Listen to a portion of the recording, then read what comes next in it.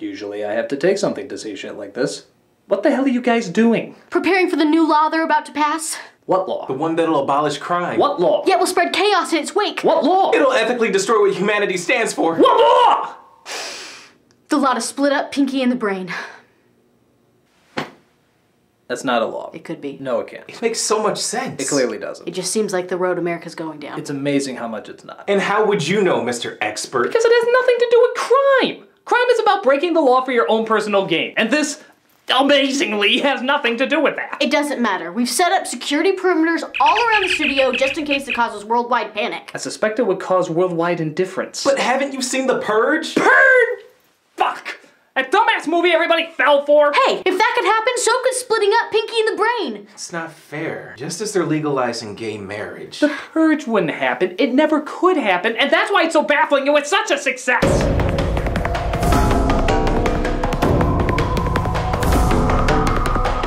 With its sequel having come out and having it be #1 again at the box office, well, almost #1. Damn dirty ape! The Purge is one of those surprise hits that literally nobody can identify with. The idea is the not too distant future has basically abolished crime because one night a year they make crime legal.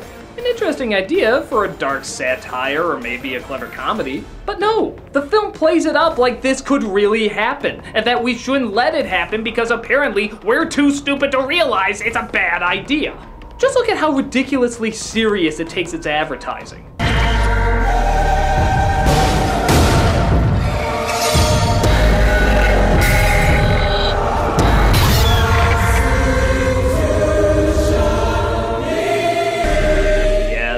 Like a version of Oh Beautiful being sung to blood gushing, innocent killing, homicidal psychotics slaughtering families. Now if a gay or ethnic person sang it, that'd be called for outrage.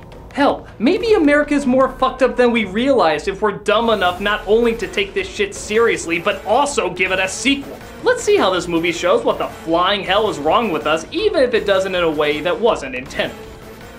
So let's not waste any time. Will you guys knock it off? This is The Purge. We see the film opens in the year 2022. Yep, we only have 8 years until this plan is put into place. We're so close, America! It could happen any day! I think it's more likely we'll be dressing like this in a few months than having The Purge in a few years.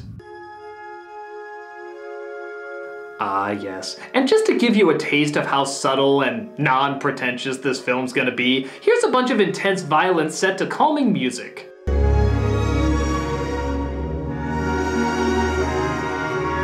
Because it's irony! They don't fit together! But will the future know that? And just when you're wondering how an intro could be any less subtle, one hell of a puzzle piece falls into your lap. Now it makes sense. Suddenly, so many elements come together. I can just see good old Bay getting high off his ass one night saying, I want to feel deep, but I don't want to have to use my brain for it. Where's that Purge script? The film opens with a home security salesman named James, played by Ethan Hawke, driving home on the day of the Purge and noticing quite an unrealistic amount of people still in their neighborhoods. Getting one last walk-in before lockdown, huh? Yeah. Did you do the systems check I recommended? Of course, no problems. If I knew crime was gonna be legal in 24 hours, I'd probably tell my family, hey gang, how about that vacation to Canada? Just one of those friendly weekend visits to the Ned Flanders of North America. Though the more I think about it, they may not be the safest either. It's a rape whistle. What the fuck? People put out flowers to show they support the Purge, others talk on the radio about what kind of crimes they're gonna do. Pete from Northern Virginia, what's your Purge plan? I'm gonna hunt down my boss. That son of a bitch has it coming. Well, hopefully Pete from Northern Virginia's boss doesn't listen to the radio. Fucking idiot. And even guys in lab coats explain the totally believable way the Purge works. We are inherently a violent species. Wars, genocide, murder. The denial of our true selves is the problem. The Purge not only contains societal violence to a single evening, but the countrywide catharsis creates psychological stability by letting us release the aggression we all have inside of us. Oh, of course! Terrorists, drug dealers, embezzlers, people with aggressive mental disorders. All they needed to do was just let out a little aggression. It was so simple the whole time. Good lord, do you know how many crime shows would have ended differently if we knew about that from the beginning? Alright, Gus, if I'm going to cook for you, I need to know that you're going to kill everybody who will get in the way of distribution, especially yourself. Before turning to such a violent route, have you ever considered hitting a pillow? A pillow? Yes. You'll find it strangely relaxing. My God, you're right. My mental instability is suddenly leveling out. I don't even want to make meth anymore. Maybe I'll open that puppy farm. I'm glad to hear it. Now, for God's sake, please put on a pair of pants. Not until you promise me a cameo. It better call Saul. So James has a wife named Mary, played by Lena Headey, who spends most of her time fighting off jealous neighbors. You know, not everyone had the year you did, Mary. You know, some people are actually saying this neighborhood paid for that new addition on your home. Are people really saying that? Relax, it's just good old neighborhood gossip. Nothing to worry about. I might be passive-aggressive, but tonight I'll be aggressive-aggressive. Ty! Ooh, cookies. I hope you're hungry. Those cookies are crazy good. They're lovely. Have a safe night, ladies. Okay. Bye. Well, we established ourselves. Can't wait to show up, obviously, just for the climax. Woven like a quilt. But even before the purge, a little bit of creeping seems to be going around.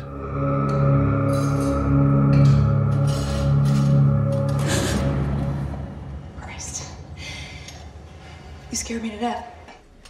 Yeah, you really got me there, movie. For a second I swore a tiny, tiny, tiny, tiny person was going to kill her. Good fake out. This device was made by their son Charlie, who seems to enjoy monitoring his heart rate. Sorry, I forgot to take my vitals earlier. By the way, there's a slight deviation in my heart rate, but other than that, nothing to worry about.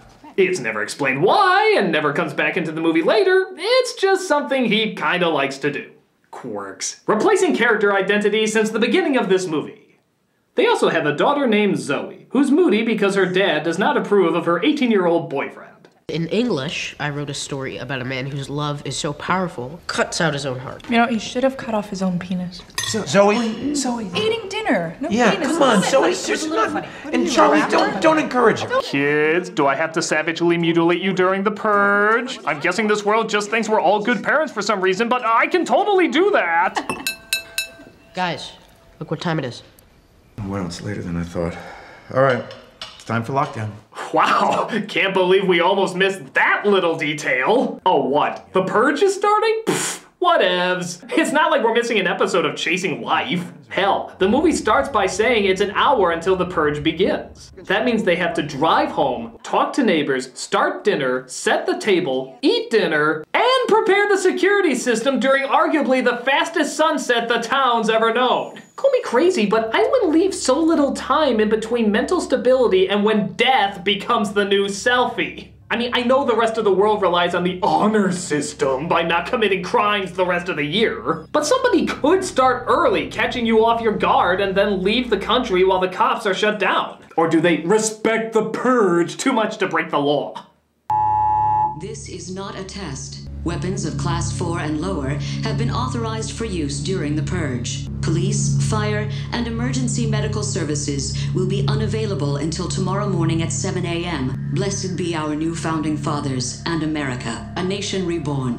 The new founding fathers. I'm sure the speeches these new founding fathers gave fit in just as well as the other great leaders of the past. The only thing we have to fear is fear itself. Ask not what your country can do for you. Ask what you can do for your country. Just kill some people, right? Right? It's a good idea, right?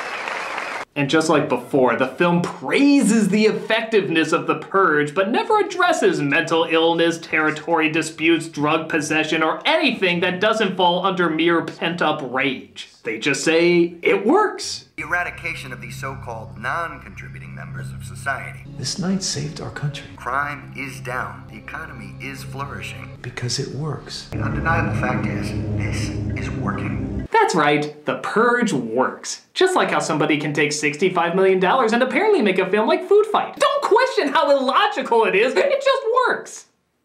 One of the other phrases they seem to repeat a lot in this movie is release the beast. Release the beast. Release the beast. Release the beast, boys! Let the killing commence! Quite a terrifying combination of words, right? Ooh, I think I saw that in a Jägermeister ad once.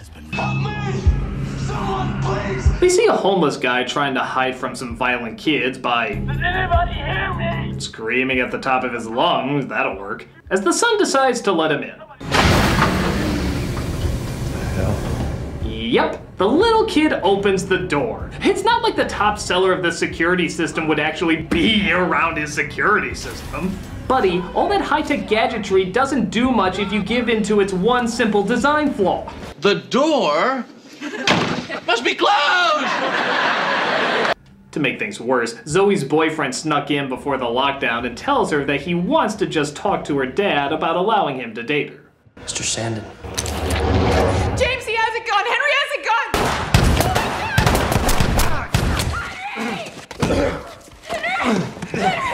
I still believe the purge works, honey! Talk went well. Hit a few bumps, but I think we can get past that. Henry! The boyfriend gets killed, but lo and behold, a group of young people approach the door who are chasing the homeless man down. Dick or treat? Now, to this movie's credit, just when you think it's taking itself too seriously, a saving grace simply known as Henry enters the film. And by God, he either takes absolutely none of this seriously, or every single molecule of breath he takes on the set seriously. Either way, he is by far the most entertaining part of the film. Just watch this goof. We are some fine, young, very educated guys and gals, ready to violate, annihilate, and cleanse our souls. He's got more ham than a Dr. Seuss book. Mr. and Mrs. The man you're sheltering is nothing but a dirty homeless pig. A grotesque menace to our just society who had the audacity to fight back. Please just let us purge. He's not gonna release the beast, he's gonna release the squee! If you don't deliver him by the aforementioned time, we'll release the beast on him. And on you. I just farted and it's gonna smell really bad! We can enter any home we want. And we will want. As wanting is our will on this fine night. What the hell does that mean? You have until our provisions arrive, provisions which will help us break into your elegant home. Toodaloo, Sandins. Well, now we know what Macaulay Culkin does to every family who watches Richie Rich. So the kids give them an hour before they try breaking in to have them hand the man over. This results in the suspenseful part of the movie, where they go through the house with the power cut by the masked kids, which would make it hard to find the guy, wouldn't it? They're obviously not gonna call the cops. And I'm not kidding, the search goes on for 15 minutes. 15 minutes of them just searching through the dark and us practically looking at nothing. I don't even know who I'm supposed to be scared for. The family, of course, are the main characters, and they're chasing an injured man crying for help. Where the hell am I supposed to be afraid? All the while, the children of the corny are taunting them, I guess, by doing non-scary things that are supposed to be scary because they have masks on.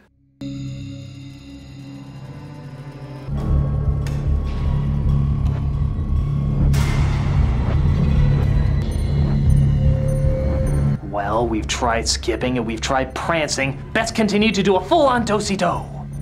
Dear Mr. Sandin, meet me by your front door. I just need a moment, good sir.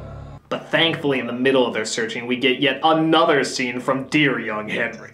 Tell me, why haven't you delivered the filthy swine to me yet? Are you protecting him? I surely hope not, Mr. Sandin. No, of course not. I'm sorry. I'm really trying. I'm trying so hard to be scared by this kid. But he's just so fucking hilarious. He's just projecting so much that he wants to be scary that it's actually kind of adorable. I just want to pinch his little supposed to be frightening cheeks. Give us the homeless pig, you fuck! Sorry about that. I don't condone that kind of behavior.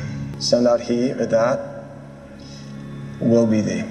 Yeah, come on. You can trust a face like that on a night where all crime is supposed to be legal? How can this go awry? I'll go get him.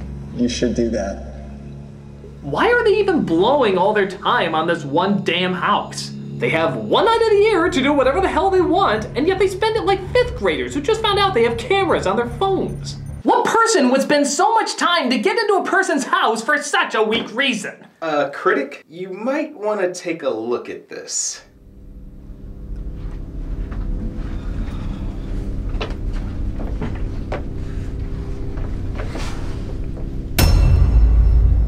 Film Brain? Hello, Mr. Critic. I heard you were reviewing The Purge. Yeah? What about it?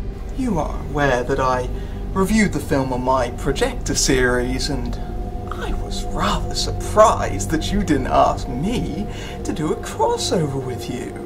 I just did a crossover, Film Brain. If I did another one, it'd be too repetitive. Mr. Critic, the film you are watching is a dirty, brainless pile.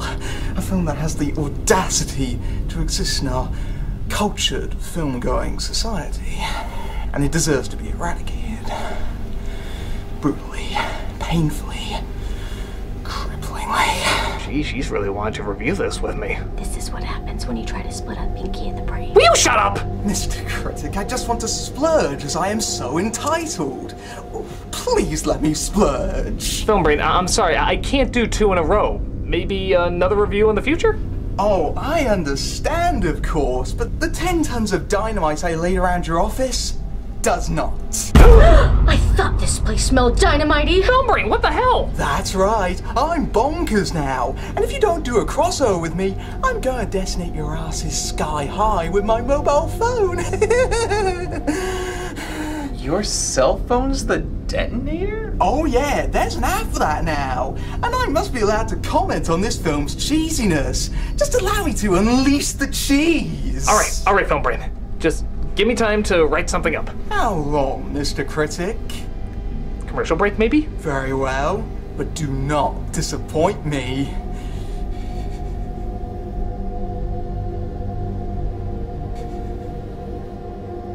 Anything else? No, I'm just allowing my scary performance to sink in. Fine.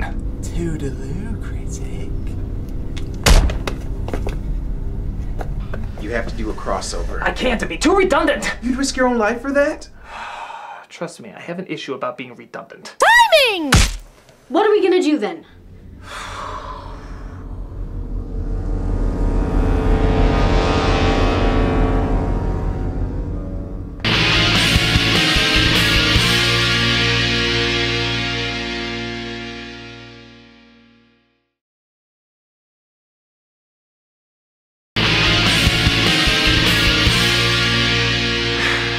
Doing anything? Not really. He's kind of skipping and prancing about. I think he's too distracted about how evil he's trying to be. Good. I'm gonna keep reviewing while you guys think of a plan. Right. First, we don't tell him about the splitting up of Pinky and the Brain. They're not splitting up! They do eventually catch the guy, but something convinces them not to hand him over. And I use the word something because I literally have no idea what it is that convinces them not to do it. The daughter says nothing will be the same. Hell, even the guy offers to hand himself over to end all the trouble. Save your children. Take me outside. And yet for some reason, they decide to renege. I'm not saying that what they're doing isn't the right thing. I'm just saying their explanation of how they came to that conclusion is about as solid as... Because it works. Logic, it just works. The teens are done waiting and decide it's time to start breaking in. You failed to deliver the homeless swine! That piece of filth that you are protecting exists only to serve our need to purge!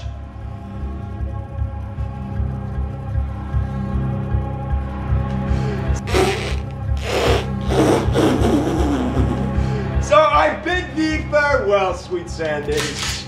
Can we just give this guy his own reality show? Like, survive a conversation without squirting milk through your nose? Or no, a Saturday morning show. A Saturday morning show where Henry reads to children. Please, God, somebody make that happen. Coming to ABC Family, Reading with Henry. Hello, children. Let's look at baby's first mythos. C is for Cthulhu, who sits in his palace in Ryla. one sight of whom would leave most of us gibbering, drooling, and screaming. Just let us purge. Coming this fall to ABC Family. So they break down the high-tech security system, which was amazingly easy to do. How the fuck do these guys stay in business? And the teens come in for the search.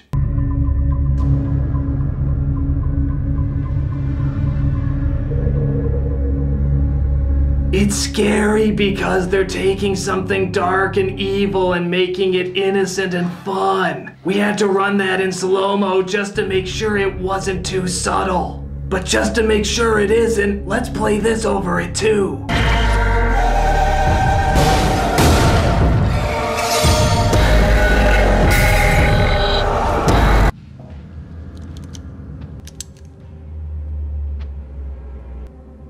Cooper, come look at little lady Sandy. Cooper, did you check under the bed? That would be the most obvious hiding spot. Nah, I gotta find more security cameras to skip in front of. Yeah, even though the Purge has been going on for several years apparently, nobody ever thought to maybe put on body armor during it. But hey, what's the point? The Purge just works.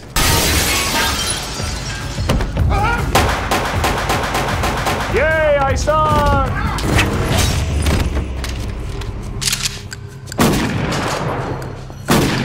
That's so they don't come back as zombies. But just when he thinks he's gotten out okay. Oh, Henry. Okay, this character hasn't let me down yet. Let's see how many traditional movie psychopath cliches we can fit into 30 seconds. Can we have the comforting killer? The whimpering lip over the beauty of his actions? How about the thankful gratitude for giving him such an experience? Thank you for this unforgettable purge, Mr. Sandy. There better be a loving kiss in there. And top it all off with the straightening of his suit and hair, proving his look is far more important than the life of another. That's 5! 5 psychotic movie cliches in under 30 seconds! Oh my god, Henry, never ever die! No! He killed the only enjoyable character in the film. He was filled with more ham than Ponyo. Great, now who's gonna drill our incredibly forced message into the ground? Oh, great, the characters who only existed so you would know who they are in the climax. Again, like a quilt. The truth is, you're ours, not theirs. James is dead. Mary and the kids will have to do. Let's tie them up. We'll kill them right here. No. When your barricades came down, we saw an opportunity to cleanse ourselves of our hatred. Yep, because that's how killers talk, everybody. I'm sorry I gotta kill you, but the cleansing of my mortal coil has to be addressed if I'm to be ethically absolved. What? You made so much money off of us, and then you just stuck it in our faces. You all think you're so damn perfect. That and your cookies are awful. Now we're going to kill you and both of your daughters. Blessed be the new founding fathers for letting us purge and cleanse ourselves. So this world is like BioShock Infinite? Except with none of the cool stuff and double the hypocrisy? But the homeless man comes in to save the day. Your call. Just get it over with. Kill us quickly. Oh, for God's sake, just do it. Come on. The movie's almost over and Henry was the only entertaining thing anyway. We are gonna play the rest of this night out in motherfucking peace. So as you heard, she forces everybody to sit politely until the purge is over.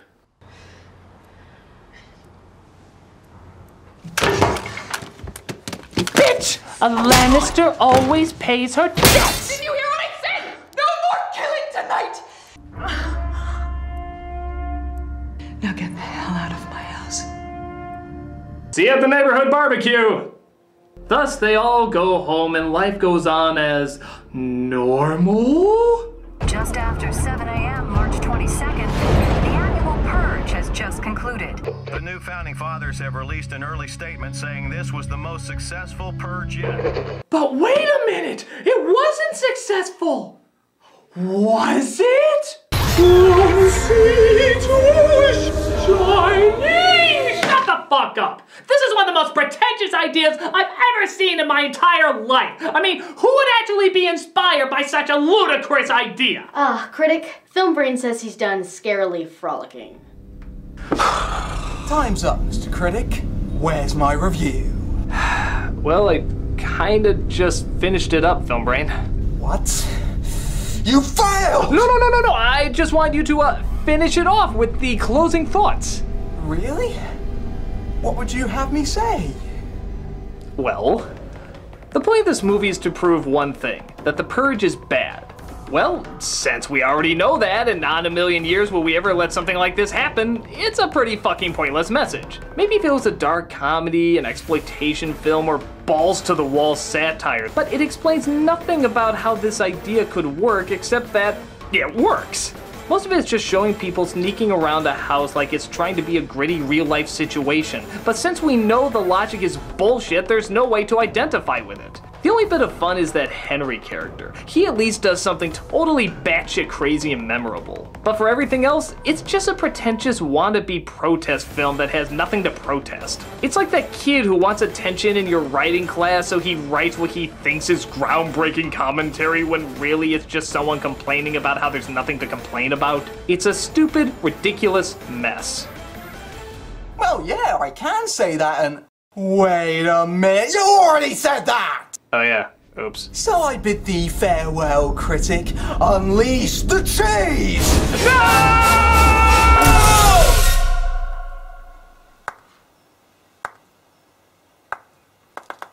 Oh, bloody hell, come on! Yes, I am going to file a complaint later. Alright, fine. Okay, let's do this. Let's kick the door down.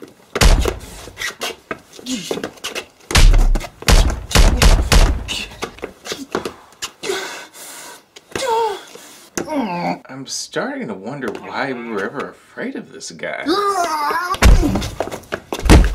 Look, Film Brain, this is already in my top 10 most awkward life moments. What do you say we just call it quits for the night, huh? Oh, hey, look! The safety was on! From hell's heart, I push a button and I blow thee up! At least Pinky and the Brain are still together. Pinky and the Brain are not splitting up! Pinky and the Brain are splitting up? Yeah. Pretty devastating news, huh? Oh my god, I love Pinky and the Brain! Yes, we're all traumatized by it. So much so that I bet you just want to go home, lie in bed, and gorge on Turkish delight, don't you? Yeah. I think I'll do that. Why is it celebrity couples never stay together? We have got to stop that crazy crumpet from ever coming back here. But how? Once he figures out the truth, he'll just come back to finish what he started. Tamara, are you familiar with the phrase self-fulfilling prophecy? Pinky, are you pondering what I'm pondering? I think so, Brain, but how can you have a duck dynasty if none of the people are ducks? God damn it, Pinky. Can't you get at least one fucking thing right? No, cut the music. Cut the music. I have put up with this bullshit for too long. Bullshit? You are the syphilis to everything I've worked so hard for, you miserable, poisonous sack of disease. But, Brain... Shut it, bitch. I could have had the world years ago if you didn't keep fucking it up. Oh, dear. Do me a favor and just die. Just die for the sake of all humanity. Brain! Oh, yes, that's right. Cry. Oh, that's all you're good for, isn't it, you little shit? Wait a second, Robbo. What? Are you sure this is for a kid show? Just say it. People have wanted to hear this for years. Oh, really? All right. Yeah. Okay. All right. You are pestilence. That's right. You're the pestilence of life. I don't usually believe in homicide. But if I could go back in time to the moment of your conception...